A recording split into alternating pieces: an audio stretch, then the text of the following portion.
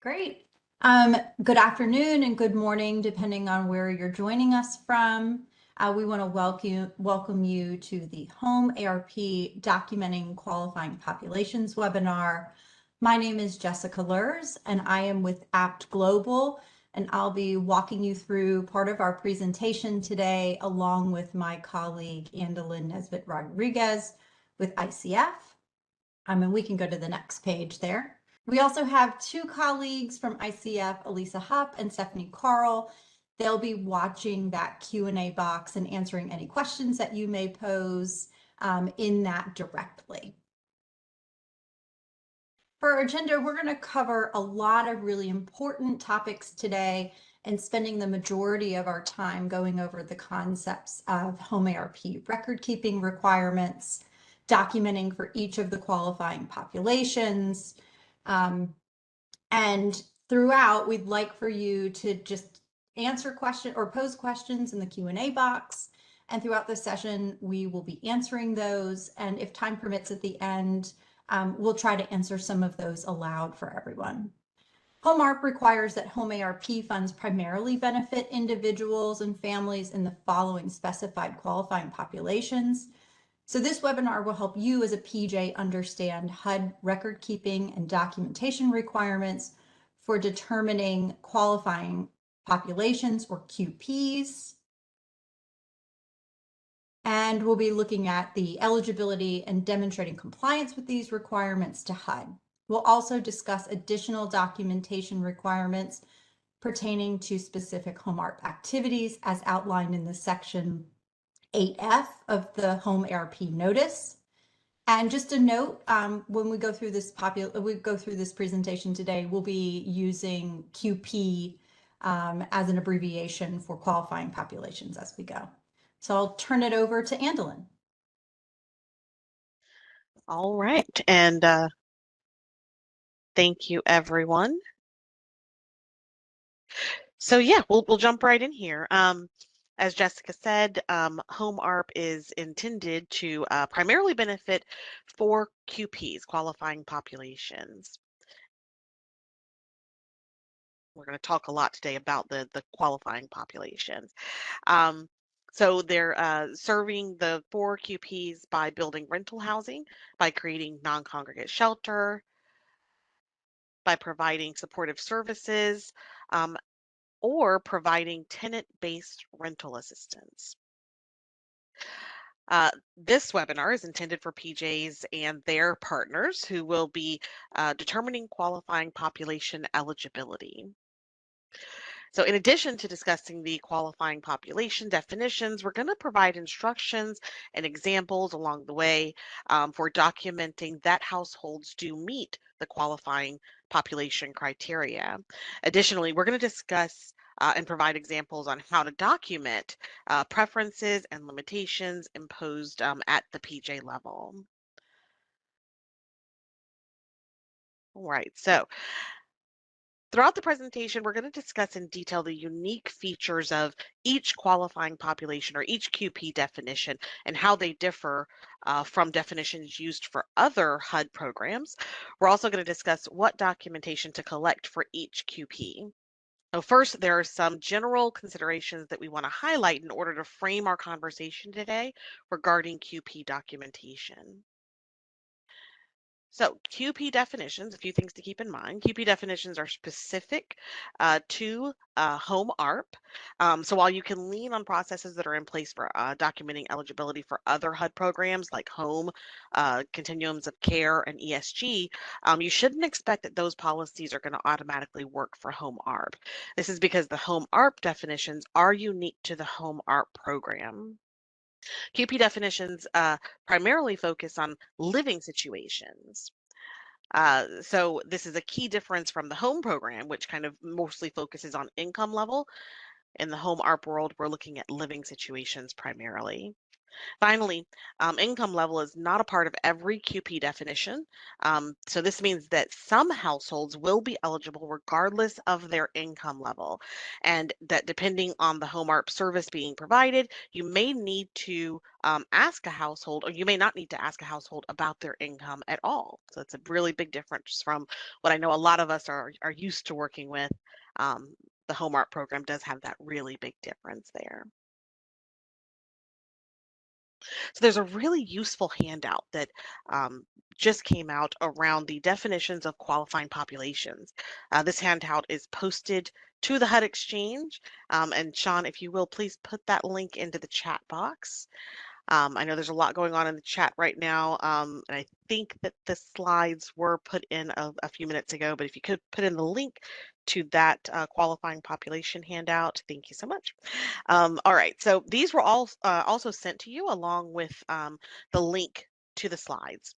So this handout lists each of the four qualifying populations along with the citation and the definition. So it really details those living situations that we're talking about that you're looking for to identify which qualifying population that household may fall into. I think this is a really great resource and might be helpful to either print and post on a board in your office or to save as a favorite and have it at the ready as you're building your programs and preparing for home ARP implementation. So before we jump in, we also want to encourage PJs to review your approved home ARP allocation plan and partners. Review those allocation plans. You can find them online to identify the qualifying populations that were identified in the plans that the PJ is planning to assist, and identify any preferences or methods of prioritization for any respective qualifying populations. Later in this presentation, we're going to review example scenarios for documenting hypothetical PJ preferences and methods of prioritization for specific qualifying populations. So if your approved allocation plan has no preferences, be prepared to document all four qualifying populations. If you have a preference or a limitation, your PJ will likely be documenting those QPs or subpopulations more often than the other QPs, but you should still, of course, be familiar with all four QPs and the required documentation for each. So today, again, we're going to discuss each QP starting with the definition, breaking down each paragraph or section of the definition for that QP. We're also going to pull out key elements of the technical definition to focus our attention on what documentation is needed. And then we're going to focus on the requirements around documentation, including seeking documentation in a particular order per the regulations.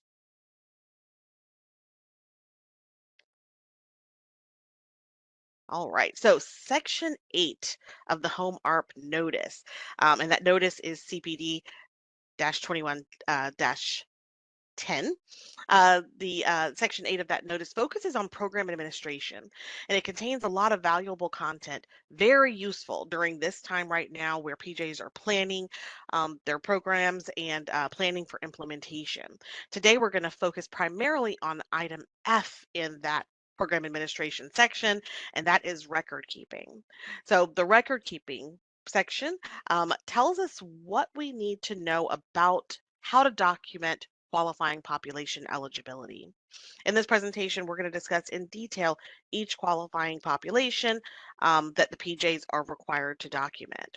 So why is record keeping so important? Well, as you may know, especially working with HUD, compliance is determined through documentation. To be in compliance, a PJ must ensure that its subrecipients are serving eligible QPs. Record keeping demonstrates that QPs are assisted and demonstrates which QPs are assisted.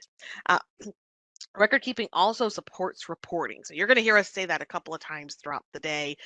Record keeping is extremely important. So we're going to discuss today how to properly document eligibility for QPs that are being served with your particular home art program. I want to take a minute to point out that Section 8 of the notice provides PJs with very important details on how to administer home ARP funding. So as a PJ specifically, if you're new to administering federal funding, this section is going to provide some really valuable information um, that you will want to know and have at the ready. PJs are responsible for managing the day-to-day operations of their HOME-ARP program, ensuring that HOME-ARP funds are used in accordance with all program requirements and written agreements, and taking appropriate action when performance problems do arise. The inclusion of state recipients, subrecipients, or contractors does not relieve the PJ of this responsibility. So as the direct HOME-ARP PJ, the onus is on you ultimately. PJs are responsible for establishing and maintaining sufficient home art program and project records. So that includes financial records, program administration records, records concerning federal requirements, as well as state recipients and subrecipients. They're also responsible for maintaining those records. All of that is outlined in Section 8F, and that's pages 86 through 94 of that CPD Home Art Final Notice, which is again CPD 21-10. So details on the period of record retention and access to records are outlined in Section 7 and 8 of Section 8F of the Home Art Notice. So PJ staff should start thinking about confidentiality and protection of PII, personally identifying information, irrespective of the QP. It's important for everyone. It's outlined in Section 8 at H1A, and pertinent to QP3, it's outlined at H1B. C and H2. So there's a little bit more specifics when you're talking about confidentiality around QP3. You'll want to really be familiar with that, and it's really important. So note that this isn't the only place in the notice that addresses documentation and record keeping. It's kind of all throughout the notice, but we've incorporated all relevant requirements as applicable into the presentation today. All right, so Home ARP, QP documentation, and record keeping. We just went through kind of a lot of overview information. So now we'll kind of start getting into the meat of today's session.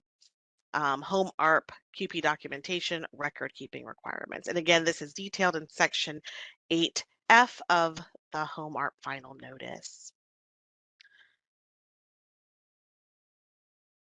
All right. So we spoke earlier about how record keeping of QP eligibility is important, since compliance is determined and verified through documentation. So if subrecipients aren't serving eligible QPs, then Home ARP funding is put at risk, potentially requiring repayment. So without documentation, the subrecipient and PJ have no way to demonstrate that QPs were assisted and which QPs were assisted. Record keeping is also necessary for reporting purposes. So if data is inaccurate, then that could call into question the PJ's overall management capabilities, and we don't want that. As a PJ, remember that the ultimate responsibility to HUD comes back to you. PJ and subrecipient record keeping and confidentiality policies and procedures must be updated for Home ARP. Home ARP is a unique program, and you're going to need to update all of those things as you're in this planning and implementation phase. Written agreements between the PJ and contractors, owners, or subrecipients must stipulate all record-keeping requirements. So as a best practice, clearly describe in detail the record-keeping requirements for QP status in those written agreements. Make sure that is clearly spelled out for all parties and everyone's on the same page there. PJs and HUD will monitor subrecipient records to ensure that QP eligibility is sufficiently documented. So we encourage you as the PJ not to assume that the contractor, owner, subrecipient is maintaining those records that meet the PJ's requirements. We highly recommend that the PJ monitor documentation for QP status along to ensure that that documentation is being carried out sufficiently. QP status documentation requires more than completing an income determination. So for example, QP2 and QP4 require documentation of living situation in addition to income. So there may be situations whereas, for example, with the home program, we're used to just looking at income. Well, in the case of QP2 and QP4, you're going to have to look at the living situation in addition to the income. For QP1 and QP3, there are no income components. So QP eligibility is made based on the household living situation. So this is why I mentioned earlier, it's really important to know the specific HOME-ARP definitions of each QP and then what documentation is needed for each. So one thing that it's good to do is to contract with subrecipients that are skilled in documenting eligibility for other programs, such as HOME-ARP coordinated entry systems. So this is something that you would take into consideration as you're building your programs and preparing for implementation. All right, so let's discuss general record keeping. At the project level, PJs should use policies and procedures and written agreements to ensure compliance with documentation requirements by making sure to include within those policies and procedures and those written agreements these things. So the limitations and or preferences or methods of prioritization that may be used should be included.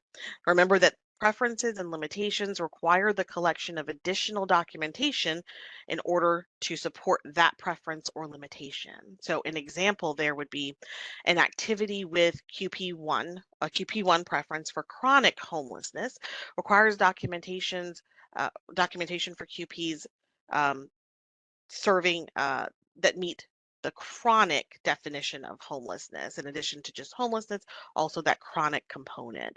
And that's because of that preference there. Make sure that your policies and procedures and methods of prioritization identify record keeping processes that will ensure confidentiality. So consider record keeping processes that ensure confidentiality for all the QPs, and remember that there are special considerations for QP3.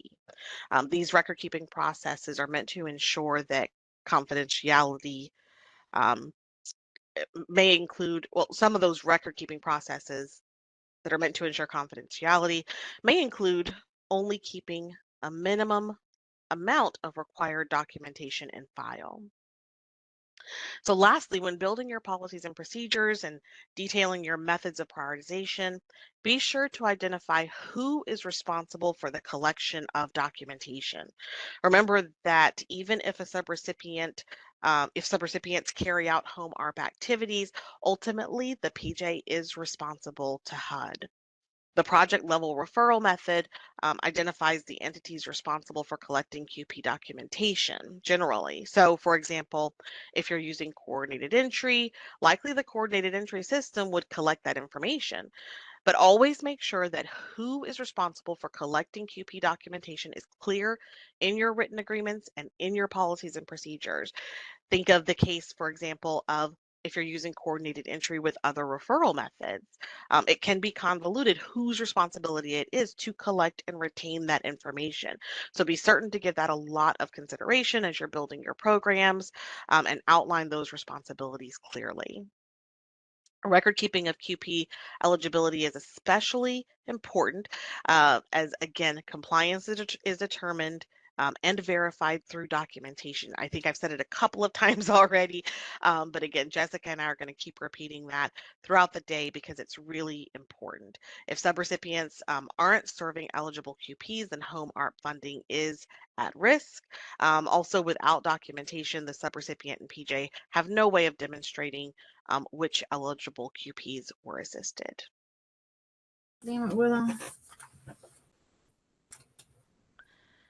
Okay, so now let's talk about order of priority. It's order of priority for obtaining evidence for QPs 1, 2, and 4 are outlined on this slide.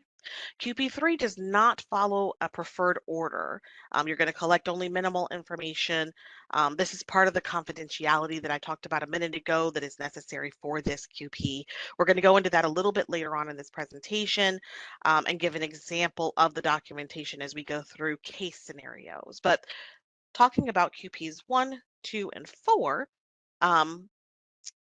PJ's procedures must establish the order of priority for obtaining evidence. And there are tiers. So third-party documentation is first. That is first tier.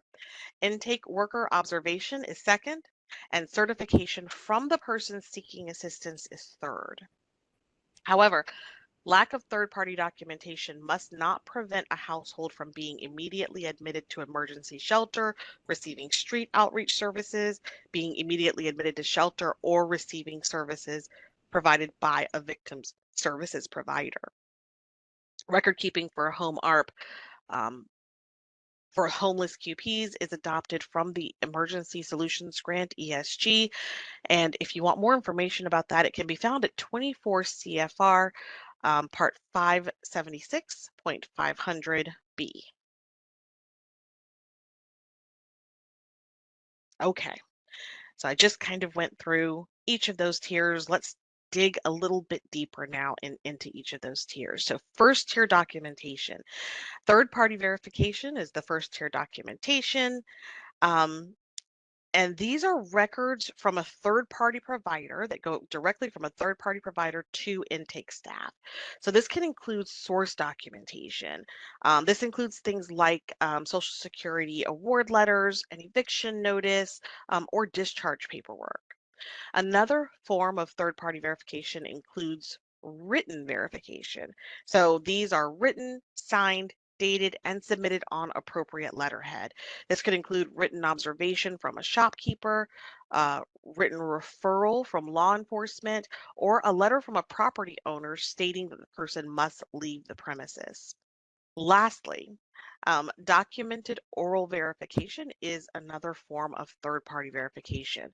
And this is verification that's provided by a third party directly to intake staff verbally. The intake staff person would record that statement in writing, certify that the statement is true and correct.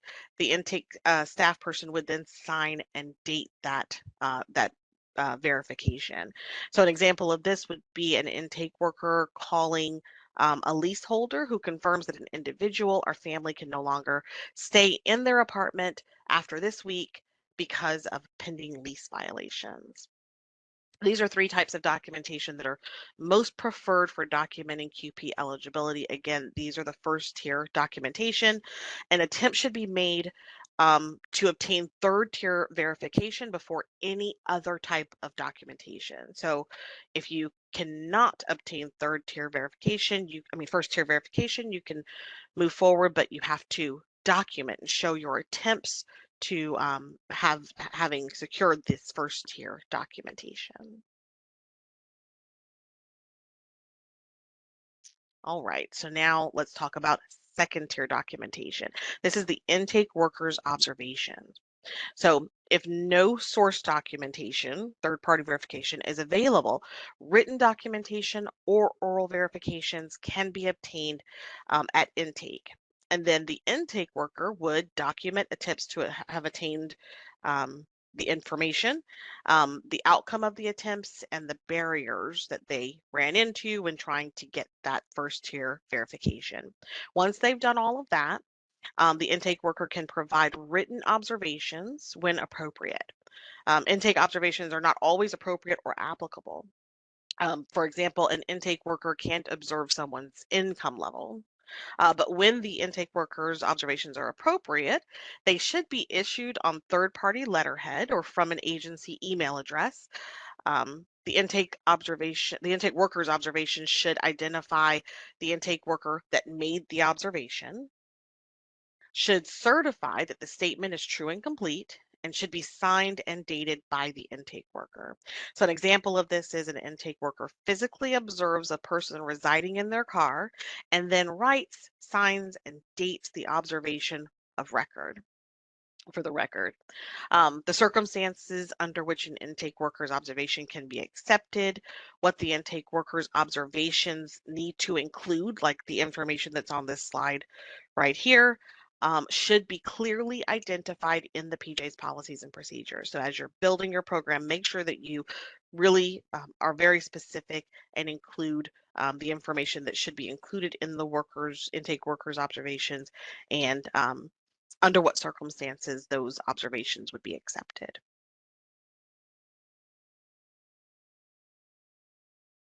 All right, moving on to third tier documentation, the self-certification.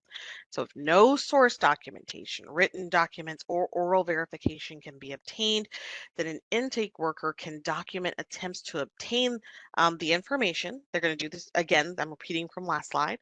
They're going to document the attempts, the outcome of those attempts, and whatever barriers were stopping them from getting that information. That has to be clearly documented.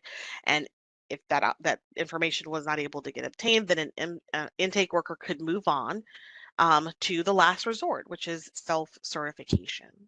So self-certification must identify the individual or head of household, must provide details of specific criteria being documented, must certify that the statement is true and correct, and must be signed and dated by the individual or by the head of household. Self-certification should be used as a last resort and used very rarely. The circumstances under which a self-certification can be accepted and what the self-certification needs to include. So again, the information on this slide needs to be clearly defined in the PJ's policies and procedures. Okay, a few general tips around QP documentation.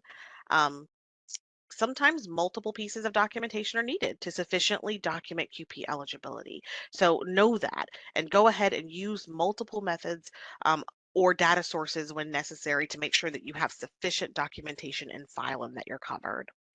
Um, Use a client-focused approach. So don't require things that cannot be provided. Often a client's circumstances dictate what documentation can or can't be obtained. So you may need to talk to the client and they might be able to provide documentation that demonstrates their current housing crisis. So you can work alongside the client in order to sufficiently document their QP status. Lastly, remember that self-certification, though allowed, should be used infrequently. Consider what additional documentation, when you do have to use self-certification, can be documented in order to support the self-certification that you have in the file. That way, you'll ensure that you have the appropriate level of documentation. All right, now I'm going to, oh, one more slide. All right. Throughout the presentation today, we're going to discuss the process of appropriately documenting each QP and their eligibility. So the documentation, again, as I said, differs between the QPs, but the overall process is the same. So determining what documentation is needed, first thing you're going to start by describing the household's primary nighttime residence, so their living situation. Um, Describe that and describe the housing crisis that they're under in order to guide the determination of which QP they might qualify under. Then you're going to go to the specific regulations, and that's going to tell you what acceptable documentation there is and the preferred order. Throughout today's session, we're going to use this process in example case scenarios. We hope that's going to be really helpful for everybody. It's a good idea for the PJ. Um, Maybe working alongside the subrecipient to develop a formal checklist to standardize the intake and review process so that it's the same standard across staff. So that's a really good tip there. A good thing to do is to either the PJ to develop this or working alongside the subrecipient, develop that formal checklist so that you can standardize the intake review qualification process across all of your staff. There's another document that was sent to you via email prior to today's session. It's also posted on the HUD Exchange. And Sean, if you can, please put that link in the chat box. This document describes living situations and the order of priority for the records and gives some examples of documentation. So this is a much bigger document, but still a great reference document. And we hope that that will be really, really helpful to you as well. All right, and now I'm going to turn it over to Jessica, who's going to go ahead and dig a little deeper into QP1. Great. Thank you, Andalyn, and thank you for setting up sort of the outline and the way that we're going to start talking about the different qualifying populations. And so today we're going to jump right in to QP1. And each of the qualifying populations that we'll go through today will have a summary page of what that definition is, but then we'll go into kind of each different paragraph within those definitions. So the notice, the HOME-ARP notice definition of QP1 refers to 24 CFR 91.5 homeless paragraphs 1, 2, and 3. So those are households that are literally homeless, at imminent risk of homelessness, and homeless other federal statutes. It's really important to note that the paragraph 4 of that particular regulation and homeless definition, that's individuals and households who are fleeing domestic violence, are not included under this HOME-ARP homeless definition because they're included in the larger QP3 definition. So we're going to get into each of these different paragraphs within QP1. So QP1, paragraph 1, often referred to as literally homeless, includes an individual or family who lacks a fixed, regular, and adequate nighttime residence, meaning their primary nighttime residence is that of a public or a private place, not designed for regular sleeping accommodations for human beings, or living in a supervised publicly or privately operated shelter designed to provide temporary living arrangements, or exiting an institution where he or she resided for 90 days or less and resided in an emergency shelter or a place not meant for human habitation immediately prior to entering the institution. So the key components of the definition here for QP1 paragraph 1 is really focusing on where someone is living. So documentation will need to show that they were living in one of those 3 locations as described by the definition. One thing we want to note here is that there is no income component to this qualifying population, so QP1. And Andalyn talked a little bit about, some of the definitions do have an income and other documentations and others do not. And QP1 does not have any income requirements when you're looking to do documentation. So when you're collecting documentation for literally homeless households, PJs must verify that the household is experiencing one of those living situations outlined in the definition. The next paragraph we have is QP1 paragraph 2, and this is also referred to under the continuum of care or the ESG programs as an imminent risk of homelessness. This definition includes an individual or family who will lose their primary nighttime residence within 14 days of the date of application for assistance and has not identified a subsequent residence, and they lack the resources or support networks needed to obtain other permanent housing. So when you're thinking about kind of the key components of this definition, again, you're really focusing on the household's housing crisis. So documentation is really going to need to show that timeline, that the household is 14 days or fewer from losing their current residence, and that they lack those resources and supports to obtain other housing, and that there is no other residence identified. Again, notice that there is no income requirement for QP1 paragraph 2. And when you're collecting documentation for households at imminent risk of homelessness, you really need to be verifying all 3 of those conditions that are outlined in the definition. And that handout that we just mentioned and dropped in the chat really is going to give you some great examples of what the source documentation for each of these conditions could be, including, that first tier, second tier, and third tier documentation.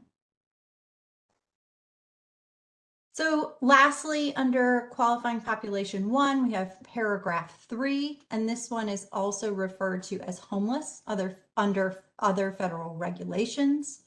And in this definition, we include unaccompanied youth under the age of 25 or families with children and youth who do not otherwise qualify as homeless under QP1 definition, but who are defined as homeless under one of the other listed federal statutes in the notice under Section 4A1.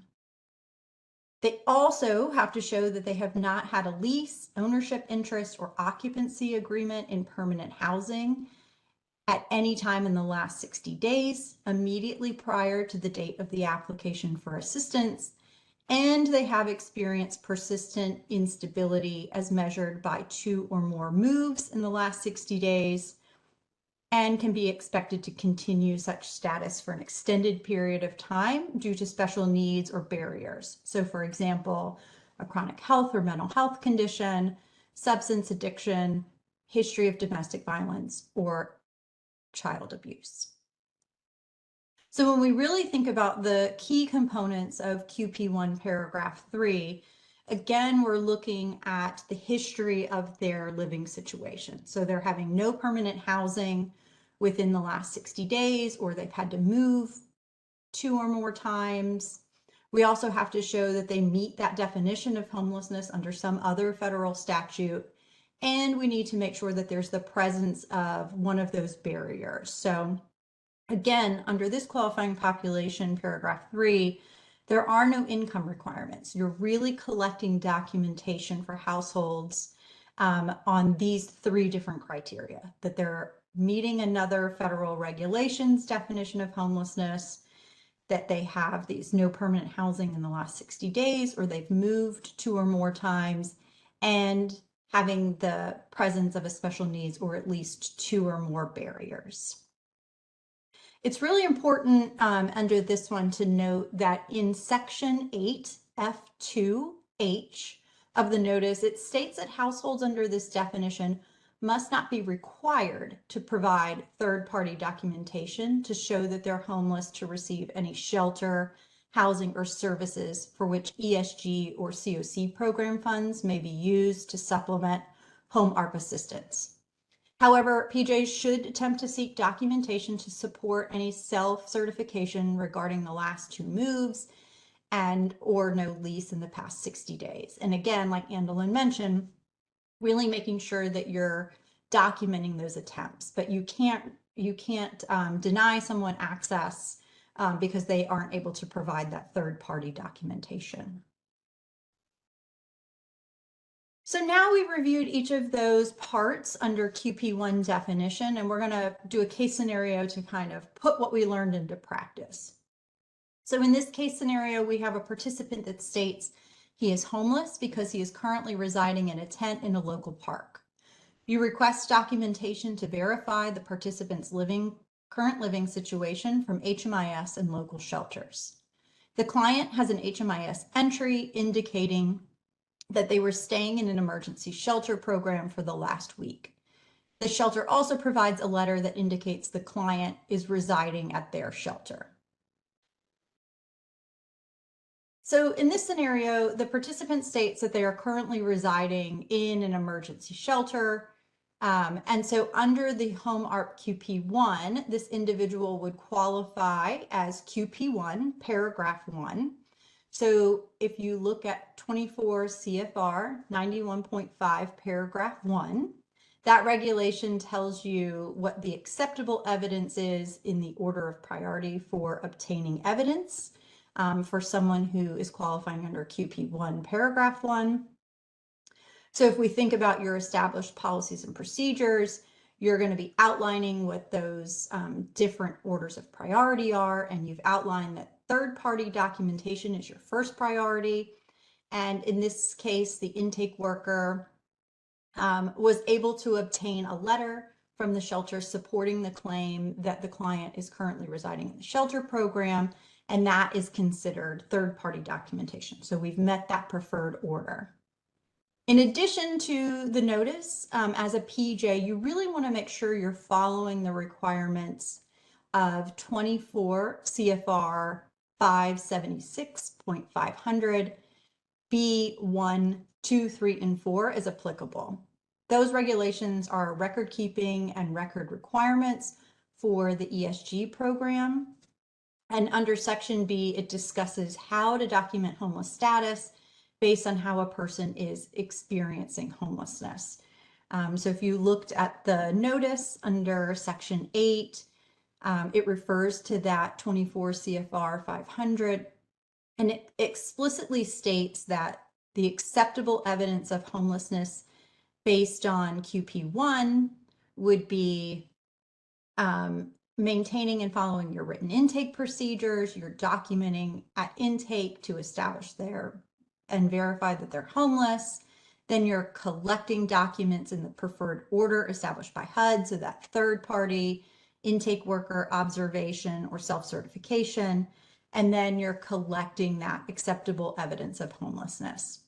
So those regulations really take the guesswork out of what is needed for you to document for QP1. And it's important as you're trying to understand the definitions and what parts of the definitions require this documentation. And so those documents that we also provided in the chat today should be really helpful tools for you as you're thinking about each of those key components. What are those types of documentations that you could use, and the preferred orders in which they're established. So now we're going to go on to qualifying population 2, and this is populations who are at risk of homelessness. In the notice, the definition for QP2 refers to 24 CFR 91.5, or at risk of homelessness, which includes 3 paragraphs: individuals and families, unaccompanied children and youth, and families with children and youth. So in the next slides, we'll walk through each of these paragraphs in greater detail. So in the definition QP2, paragraph 1, referred to as individuals and families, we include individuals or families who have an annual income below 30% of area median income and do not have sufficient resources or support networks immediately available to prevent them from moving into an emergency shelter or a place defined in literally homeless definition. And they need to meet one of the 7 conditions, which we'll show you here on this next slide, A through G. So either having moved because of economic reasons 2 or more times in the past 60 days, living in the home of another because of economic hardship, received a notice in writing that their right to occupy their current housing or living situation will be terminated within 21 days after the application for assistance. They live in a hotel or motel, and the cost of the hotel stay is not paid for by a charitable organization or by any federal, state, or local government programs for low-income individuals. Or they live in a single room occupancy or efficiency apartment unit in which there resides more than 2 persons, or they live in a larger housing unit, which there are more than 1.5 people per room.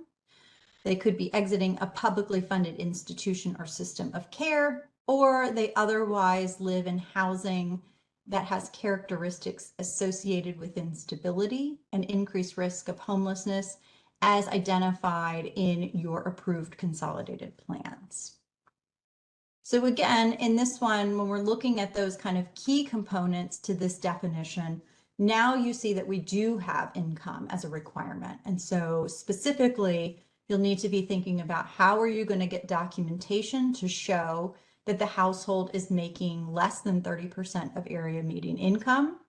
And then you'll need to think about documentation for a lack of resources and support, and making sure that you're having evidence of one of those housing instability conditions that we just reviewed. So under under qualifying population 2, for paragraphs 2 and 3, often referred to as unaccompanied children and youth and families with children and youth, we have definitions that are a little bit different here. So paragraph 2 is a child or youth who does not qualify as homeless under the homeless definition, but does qualify as homeless under those other listed federal statutes. And paragraph 3 is a child or youth who does not qualify as homeless under the homeless definition, but qualifies as homeless under Section 725(2) of McKinney-Vento Homeless Assistance Act, and the parents or guardians of that child or youth if they're living with him or her. So as we're thinking about those key components again for both paragraphs 2 and 3, we really want to be making sure that we're talking about that the documentation supports that the household meets the definition of homelessness under one of those other federal statutes, and looking at the documentation of the child or youth under that, and making sure you have at least proof that there is a child in that household and that they are living with parent or guardian, if that is part of paragraph 3. So one more case scenario here for our qualifying population 2. A HOME-ARP applicant is being evicted from their apartment in 18 days. The applicant states that they lost their job and are receiving unemployment benefits. The applicant states that they have no other immediate available resources. So again, looking at kind of that step that we've been talking about in this scenario, we have a household who is facing eviction within 18 days. They've lost their job and currently only receiving unemployment benefits. They also talk to you about not having any supports. And so when you're thinking about this household, they may meet the criteria under qualifying population 2, paragraph 1.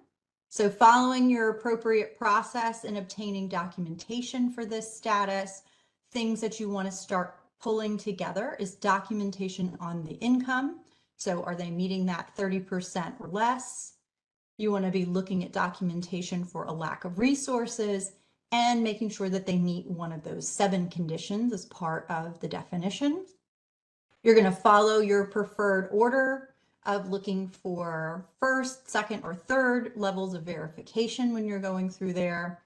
And so in this particular case, we had the household that stated that they were receiving unemployment benefits. So we could get third-party documentation by using their unemployment benefits letter. To document the lack of resources, a good third-party documentation would be a bank statement that's showing that they really don't have enough funds to pay for housing or in moving into another resource. And then third-party documentation for one of those conditions. In this case, the household says that they've received an eviction notice. And so you can take that eviction notice, which shows it's 18 days from when they need to vacate the unit. And so now you've collected your documentation for QP2, paragraph 1. And again, going back and forth and thinking about the different regulations in the HOME-ARP notice under section 8F2I, it will refer you back to another regulation, 24 CFR 576.500 C and 1 or 2, and that describes what records would demonstrate that a household is at risk of homelessness and so would qualify under QP2.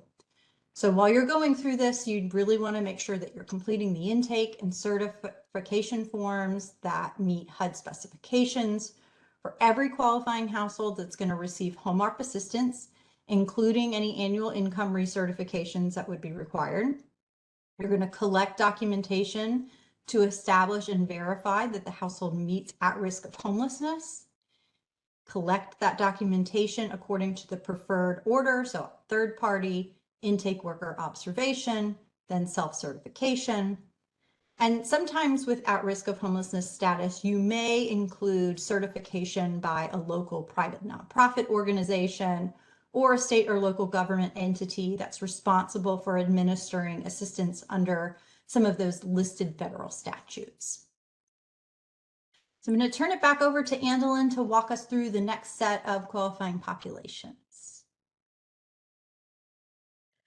All right, thank you so much. We are now going to dive right in and we'll go straight to population QP3. So QP3 is defined in the notice at section 4A3.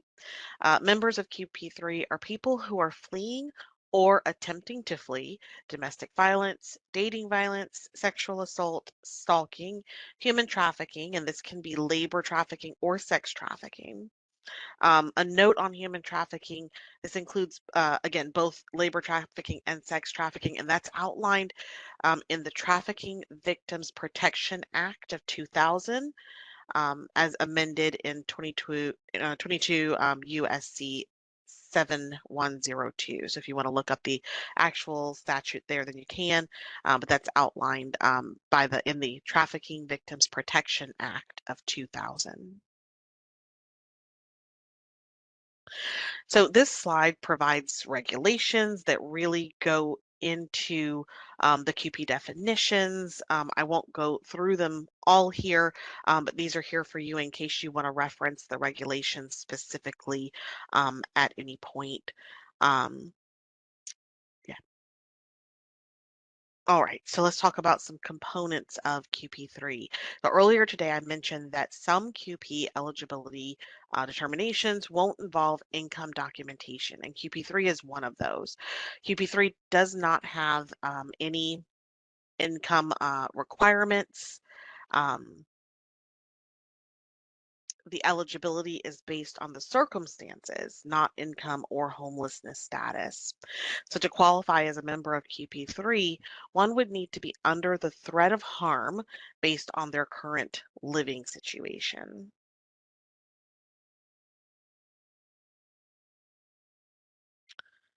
So let's go into the case scenario. A HOME-ARP applicant states that they and their daughter are at imminent risk of harm due to a domestic violence situation at their apartment. So they are housed, but there's an imminent threat of harm at the current residence due to domestic violence. So there being that threat of harm and it being due to domestic violence, that person would qualify as a member of QP3. Under QP3, there's no preferred order of priority for documentation. I mentioned this a little bit earlier.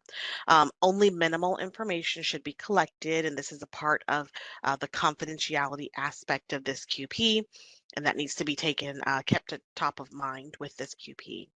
So documentation could be the intake worker writing an oral statement from the head of household that they're attempting to flee from domestic violence where there is an imminent risk of harm.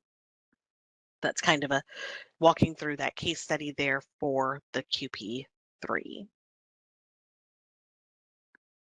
All right, going into QP4 now. And I want to say we have some really great questions coming into the Q&A box.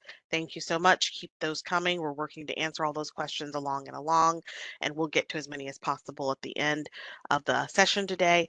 Please do not put questions in the chat box. The chat box is for technical assistance and is monitored only by our WebEx host. Put any questions in the Q&A box.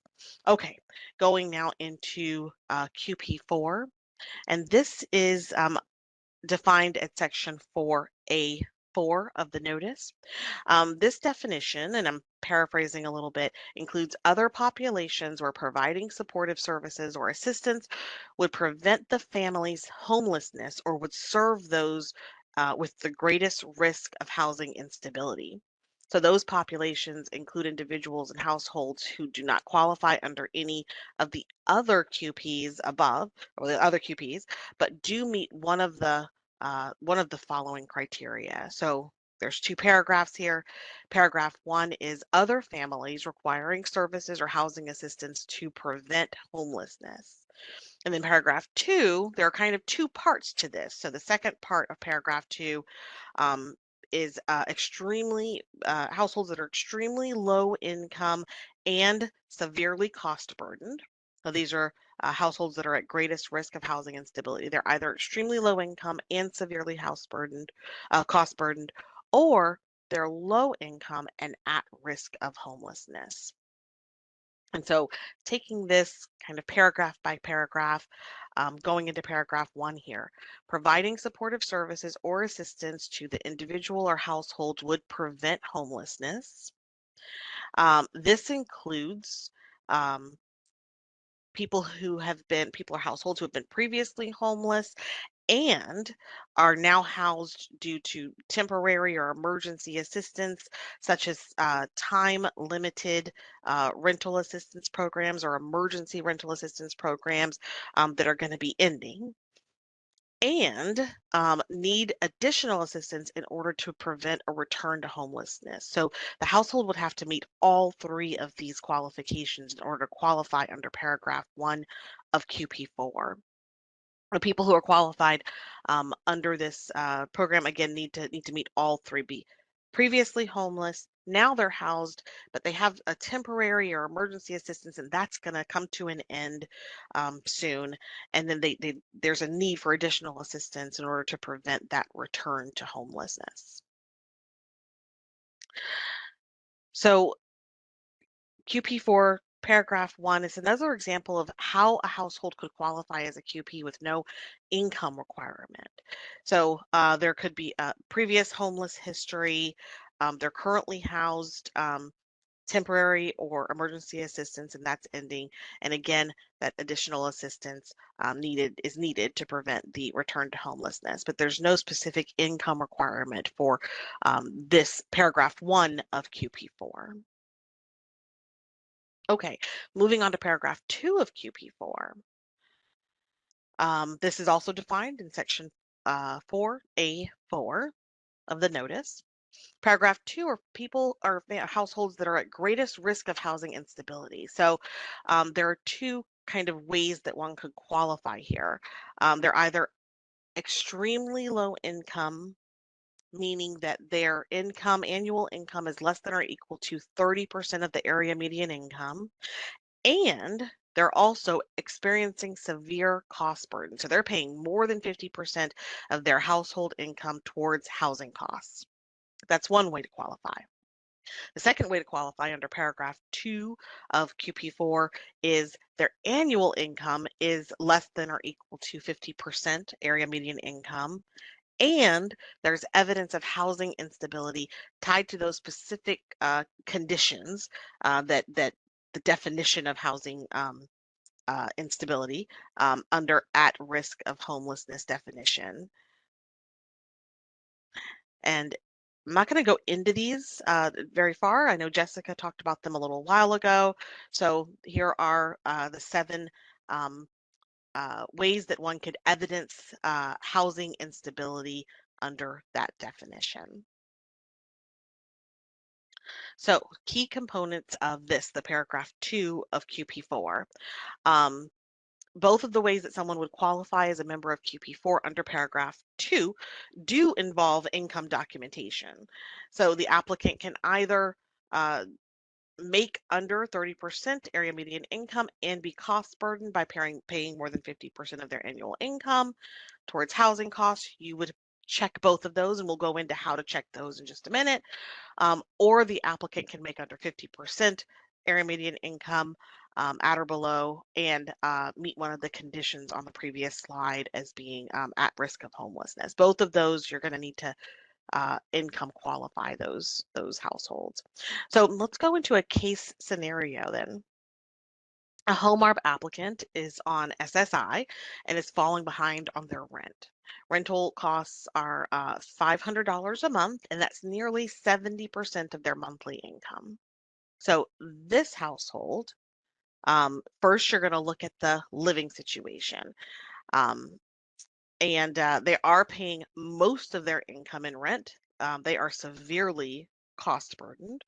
Um, and so the key components of qualifying as a member of QP4 this way are that the income and the cost burden, right? So we're going to take their Social Security benefits letter, and that is going to show that this household is earning under 30% AMI. And then we're going to take the lease agreement with the rental amount and do the calculation of the Social Security income versus the housing costs. And that's going to show that this household pays more than 70% of their monthly income towards rent. That means they're severely cost burdened. And that is the documentation that we would maintain in order to prove that this person qualifies under QP4. Okay, now I'm going to turn it back to Jessica again, and she's going to go through some record keeping and preferences and record keeping for preferences and methods of prioritization. Great. So we went through a lot in a short amount of time on all the different qualifying populations. And we really want to take a couple of minutes now to talk about preferences and methods of prioritization and their impacts on record keeping and documentation. So far, we really covered the 4 qualifying populations, but now want to discuss some additional subpopulations that might be part of your preferences or methods of prioritization that also need to be documented at the project level. So in addition to documenting their QP status through the HOME-ARP program, which is required for every activity, PJs may also require specific projects or activities with preferences and methods of prioritization to collect additional documents. This is especially true when you're identifying subpopulations for preferences or using a method of prioritization other than chronological order of receipt. So there are really some steps that we want to go through for documenting preferences and methods of prioritization. So in the first step, we're looking at identify. Clearly identify the preference and the method of prioritization if applicable. This really is outlined in your allocation plan, and you need to be thinking about what did you include in your allocation plan so you know what extra documentation is going to be needed to be able to document that preference or that method of prioritization. The other thing that you want to make sure that you're doing in identifying for those subpopulations is clearly defining who would be included in that subpopulation. So thinking about, are you using an existing regulation or definition, or are you going to use a local definition for a subpopulation? Did you clearly define that preference in your allocation plan and with enough detail that you can document what you meant by that different preference or method of prioritization? The next step would be looking at those key components again. So identifying the key pieces of the definition where documentation efforts should be focused. Just like we did with the qualifying populations, when you're thinking about a subpopulation, what are those key indicators that you need to make sure you have that show that the person is meeting that definition that you've included? And lastly, you have documentation. So what are the types of documents that you would need to support those key elements of the preference definition? And if you have any preferred order in which you'll be required for obtaining those documents. So what are those source documents that might already be available? Who or what is going to be observable through intake? And what are the minimum requirements necessary to provide documentation? So we'll go through 2 examples here just to kind of think a little bit more about what do we mean here. In this example, we'll talk about a preference for qualifying population 1 and veterans. So after ensuring that a household meets a QP definition, a PJ really needs to think about what are those documentation requirements that they need to then show that someone meets that preference of being a veteran and having veteran status. So you really, again, you're looking at, do they meet that QP1 definition, and do you have all your source documentation for that? And then what are those documents for veteran status? Like, we need to have a definition of what do we mean by veteran? Is that something that you're going to use a federal definition? Are you going to use a locally defined definition? Would you look at discharge status as acceptable documentation? How many days would you maybe think about someone needing to have at a minimum in active duty to be considered a veteran? What about those who served as reservists or in the National Guard?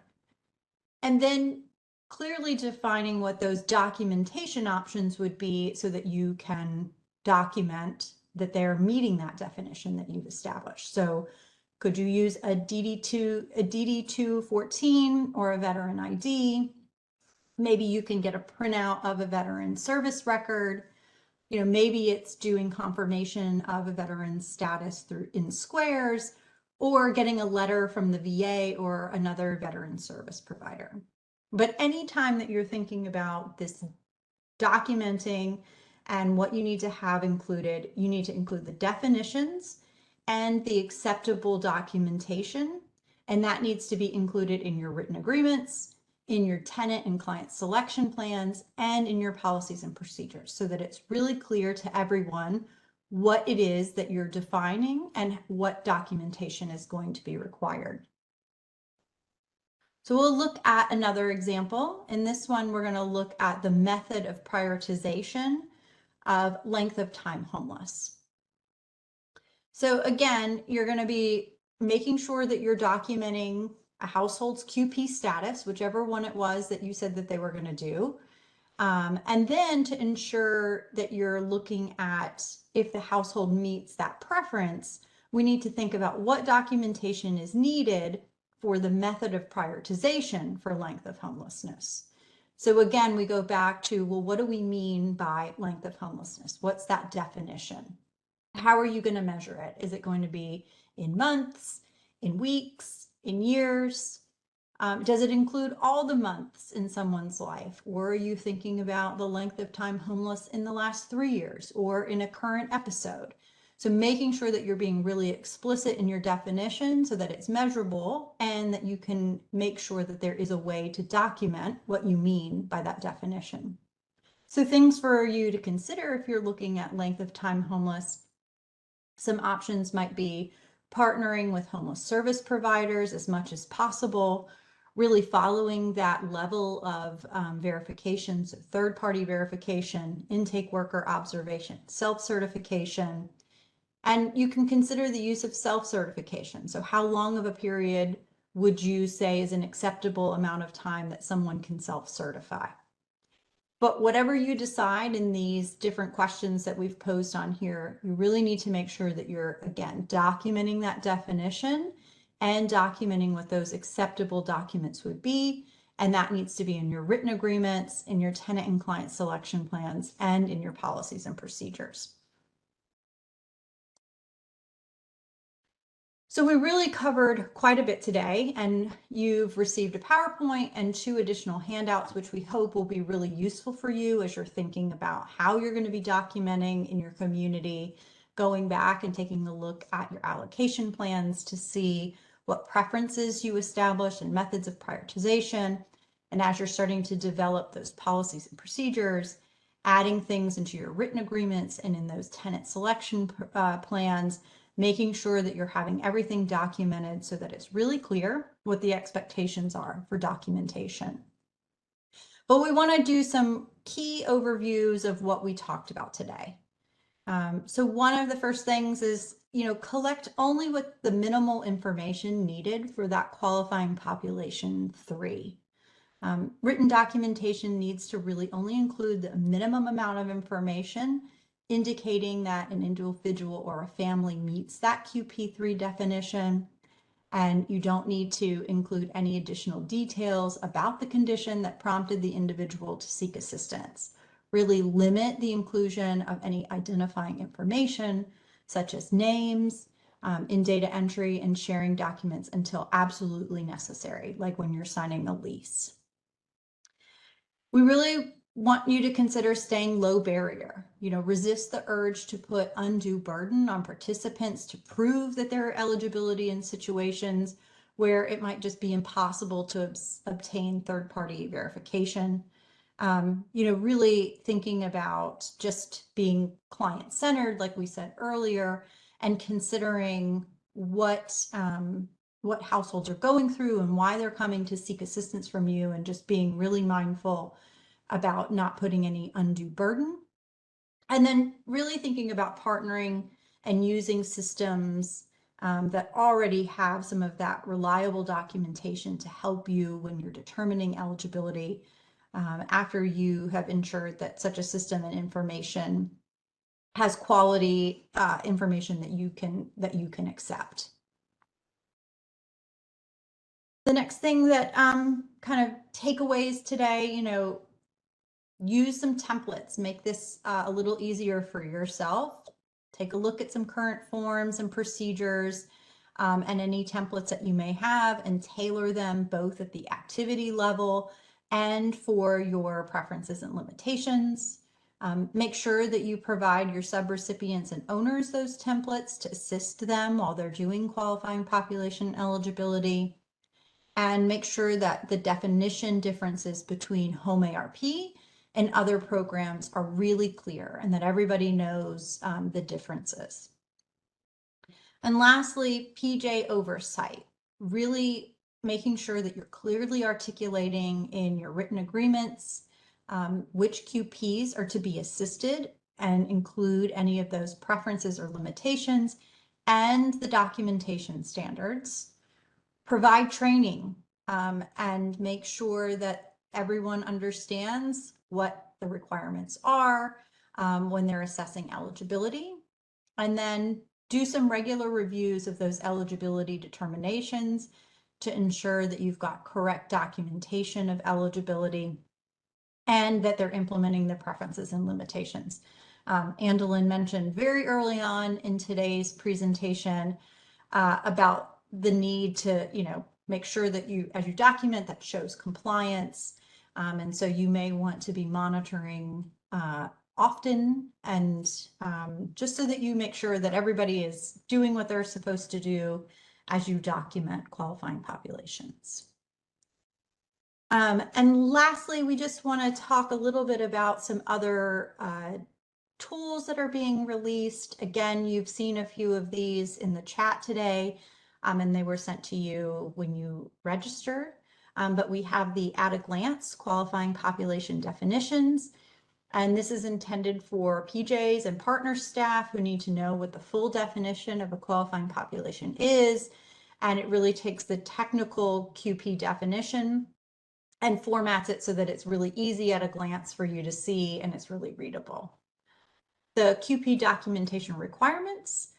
This one is a little bit bigger. You got that today, but it looks at those key components that we talked about for each of the qualifying population definitions that you need to document and provide some examples of documentation for each of the components under that QP definition. And lastly, we have the HOME-ARP QP guide, which is just a more graphically visual way of summarizing those QP definitions. So with that, we're finished with our presentation part, and we've got about 15 minutes here in our time together. So I think we can check in with Elisa and Stephanie and see if there are any questions that came through the Q&A that we think we want to pose to the larger group. So oh, go ahead. So I see 2 questions about veteran status being confirmed by the VA, and do we really want to make our own definition of what it means to be a veteran? And what we're talking about veteran, if you work with like state veteran organizations, they might define a veteran as somebody who has 1 day of active duty and has like a certain discharge status. The VHA has totally different requirements. The Veterans Benefits Administration has slightly different ones. So there's a lot of veteran organizations that define what it means to be a veteran a little bit differently. So you want to decide which one you're going to use. So you can use the VA and you can work with the VA to confirm your veteran status. We don't want people to make like a totally new definition for a veteran based on nothing, but there are existing definitions of veterans and they don't always line up, but it's at the PJ and the provider to clearly define that so they can document it appropriately.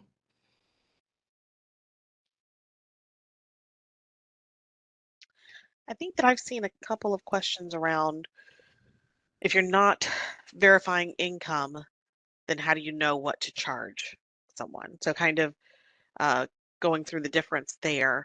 And I'll start by saying if it's a situation, for example, TBRA where you need to figure out the tenant's portion of rent, then you may need to collect income for that. What we're talking about today is documenting QP eligibility. So in order to prove that someone is eligible as a QP for those QPs that we outlined, there's no income verification. That's what we meant. You have to think of it separately from if there is some sort of rent to be paid and how you're going to determine their rent. Does anybody have anything to add there? I know I saw a couple of questions about that, so I wanted to address that.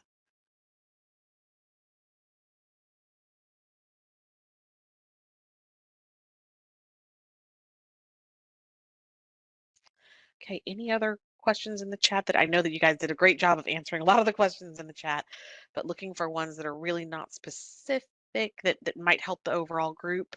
Any other questions for us?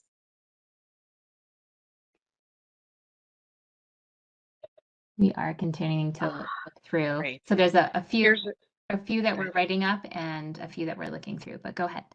Yeah, here's a really good one, and I think I saw this asked a couple of times, so I'm going to point this out. If a program is only accepting referrals from HMIS, and I lost it. If a program's only accepting referrals from HMIS, then it would be, I lost the actual question. Sorry, it moved. But basically, if a program is only accepting referrals from HMIS, it would be kind of duplicative, but very easy to document because the HMIS system is already getting that documentation. And what I want to say to that is keep in mind that the HOME-ARP QP definitions are different from COC and ESG definitions. So while they may align, they may not. And so you need to, as a PJ, make sure that they do, or make sure that you have a way that you're collecting any information that the HMIS is not going to provide.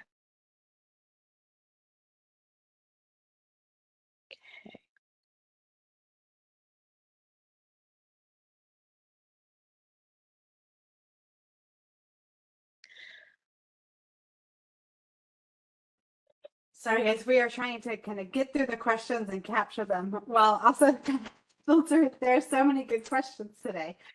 One that's, go ahead. Sorry, Lisa. Yeah, if you have I one. I saw one that I thought was really helpful, so hopefully it doesn't jump around on me. But this is a group that's, they're an urban county grantee and they have a separate entitlement grantee, which is a different city. It's located within their county.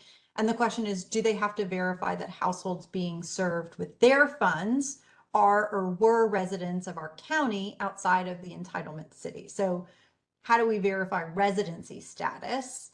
And so the response was that residency documentation is not required. But if you had any really specific questions about residency, we encourage you to reach out to your local field office or go to the HOME-ARP at HUD.gov.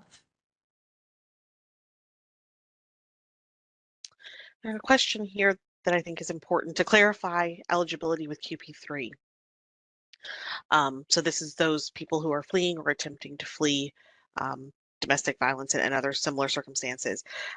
We as a PJ can accept agency confirmation of the status with minimal invasive requests to the client receiving services. And the answer is yes, absolutely. That is the goal, is to collect only minimal amount of information in order to definitely ensure that you're maintaining confidentiality for the end user there. So you could accept documentation from victim service provider network or other service providers. There's a question that I think is an interesting question, and we're capturing it, but I don't know that we'll have time to kind of write out the whole answer, so I'm just going to break it up. But it's the question from Bethany asking if any, saying that she's wondering if any communities are using this as bridge housing, and specifically if other communities are doing this for households that have other housing identified as used for temporary shelter until a permanent housing location is identified. And I actually think this question is probably really beyond the scope of this webinar and beyond what we can answer. but I want to encourage you to reach out to your field office and submit it to the homearp.gov email address. I also think it's an interesting question for like PJs in your area to discuss.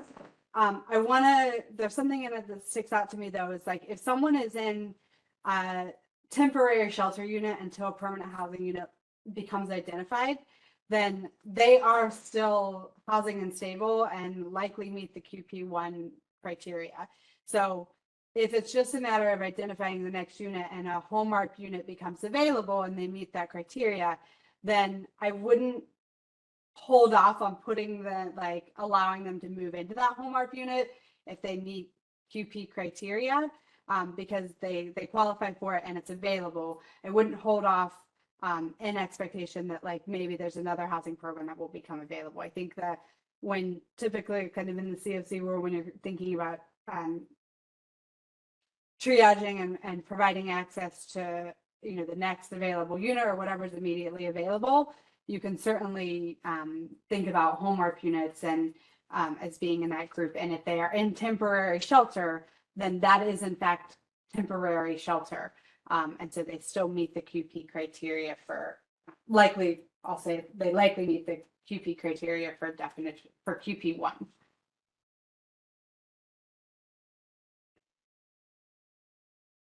There's a question here.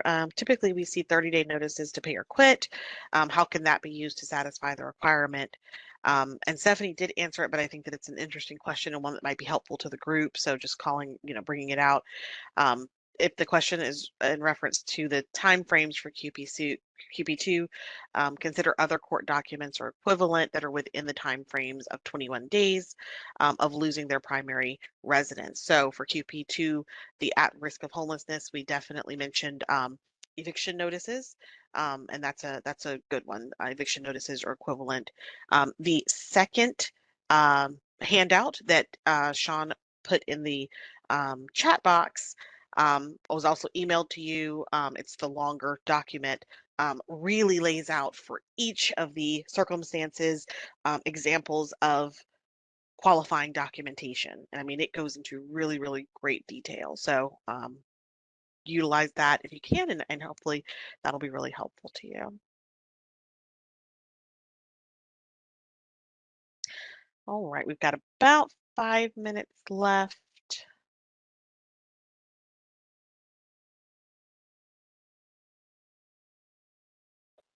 Angela, we did have a question about, and Sean answered it in the Q&A, but I want to just make sure that everyone's aware of that.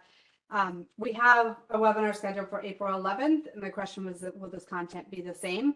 And I want to confirm for the group, it will be the same slide deck, same content, but we do encourage you to come back. We'll have different presenters, and the Q&A will be active again, and so there may be additional questions that are submitted there that may help solidify your understanding of documentation requirements.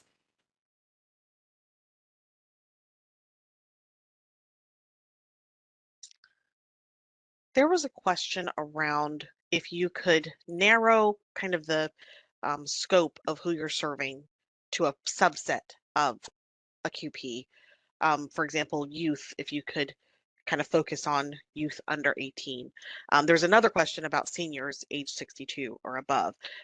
So what I want to bring out is there are the HOME-ARP definitions. There's the HOME-ARP notice and lots of great guidance there. There's also your standard fair housing, equal opportunity, FHEO rules that still definitely apply. So if you have any questions about preferences or limitations or worrying about excluding someone or not, we encourage you to reach out to your local FHEO office to get those, to make sure that you're good there and you're not accidentally leaving out someone who is a member of a fair housing protected class.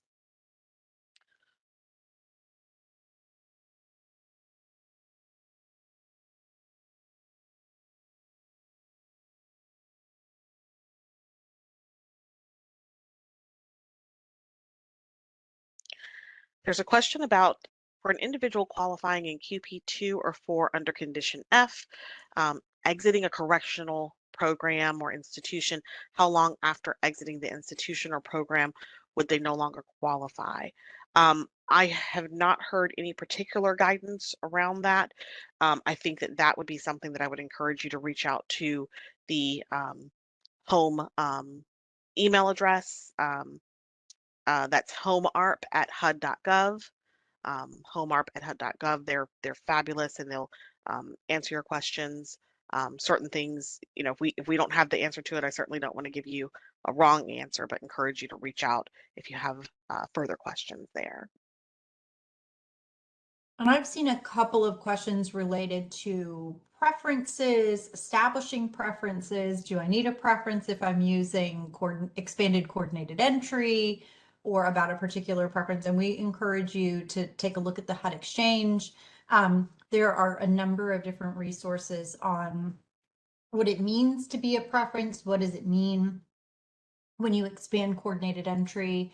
And the requirements of preferences and methods of prioritization when you expand coordinated entry. But you know, just making sure that as you're thinking about a preference, as long as your other QPs have access, like we've said in a couple of other webinars before, you should be in compliance as long as you're not having any of those fair housing or civil rights violations. But I just encourage people to take a look at the HUD Exchange on a lot of the webinars that we've done in recent days on preferences and qualifying populations and methods of prioritization, because there's a lot of really great resources there.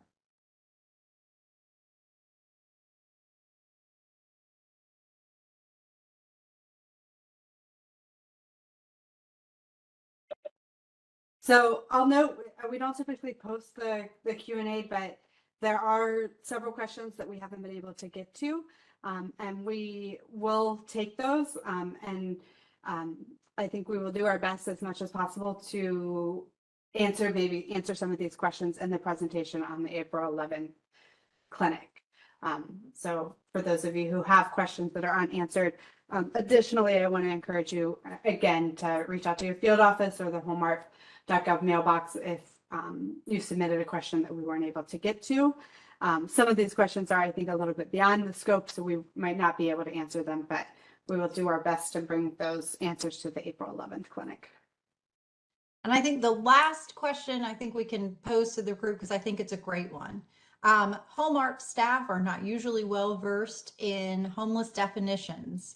And this person says they're seeing difficulty with them being able to train subrecipients on the different definitions. Any suggestions?